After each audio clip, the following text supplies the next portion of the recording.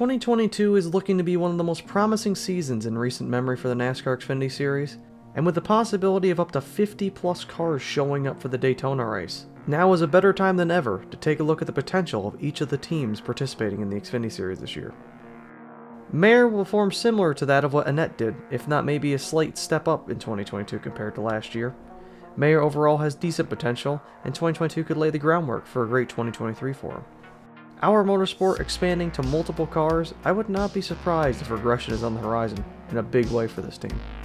Creed has been sensational in trucks the last 2 seasons, and now in 2022 he finds himself moving up the NASCAR echelon into the 2 RCR car in Xfinity. A Final Four visit would not surprise me from this team. Could see a performance similar to what Chastain did in this car a few years ago. Curry is talented, and JD Motorsports could give him equipment to have some good shots at good runs. Expect more of what last year was, with slight improvement possibly. Vargas' first shot at a full-time Xfinity season, I believe, and could very likely become a moderately competitive mid-pack team as JD Motorsports starts to build something for the future. Huge step in the right direction this year, with new partnership from Stewart-Haas Racing and a new manufacturer. Might start to become a more pronounced factor at the front of the field. Just like any year, Allgaier could easily make a shot at the Final Four and possibly win the championship. Only thing keeping him from being an A+ with his teammate is possible growing pains at larger tracks, but besides that, expecting the 8 car to be a definite title threat this year. In his 4th season with the 9 car, Gragson may finally take the step into being a heavy title threat this year. The only thing that might throw Gragson off this year is new crew chief Luke Lambert, as they try to establish chemistry between each other. Surprise 10 car driver Landon Castle gets his first big opportunity in good equipment in over a decade. Along with his 15 years of experience, that might be enough in of itself to finally get Castle's first NASCAR win.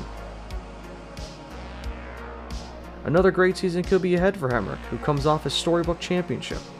Could see the floodgates finally open up in terms of victories, or a slight regression as he gets acquainted with a new team.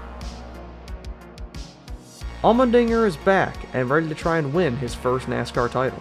At age 40 and enjoying life, AJ may even improve from last year and pick up more victories as he goes for the title. With various Cup drivers and other part-timers in this car, this 17 may be as competitive, if not more, than a normal SHR car in Xfinity, competing for wins and a possible Owners' Championship. Trevor Bayne makes his return, and expect this team to be competitive like always, and maybe Bayne can finally back up his Daytona 500 victory from a decade ago. Similar performance as last year, with the possibility of a couple wins and maybe a shot finally at the Final Four for the championship. First full-time year in Xfinity. Will be interesting to see how Hill performs as he continues his career. Could easily see a win or 2 and possibly a run into the round of 8.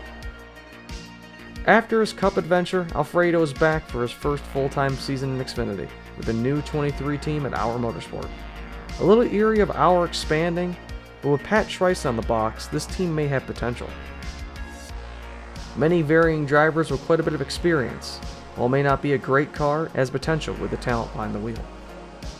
Jeb Burton marks the 3rd full-time team for Our Motorsports. Could see some decent runs from Burton, but again, expansion pains from a tripling Our Motorsports could lead to problems. This car, when it had talent in it last year, showed great potential. While it might not make the playoffs this year, it has the ability and talent to be a contender. Back in August, Ouija announced this team with NFL Hall of Famer Emmitt Smith being a part owner. But this team overall has been radio silent besides a couple announcements here and there over the last 7 months, and that gives me some skepticism about the team's ability. Shane Lee returns to the new Emerling-Gase Xfinity team, with resource shortages and startup teams being plentiful this year. Expect early struggles to get established in the sport. Team in the past has shown potential with Alex Labbe, and with Bilicki driving at Daytona, they could have a decent run. Unsure of plans past Daytona though.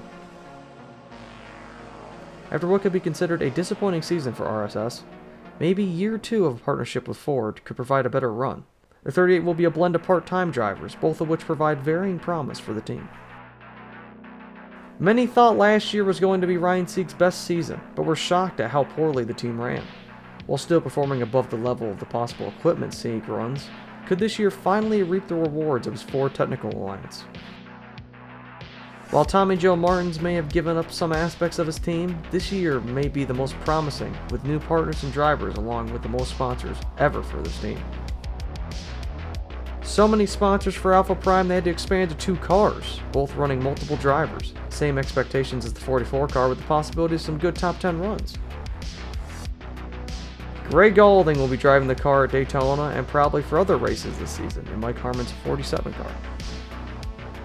Expect same results as last year with possible slight improvements.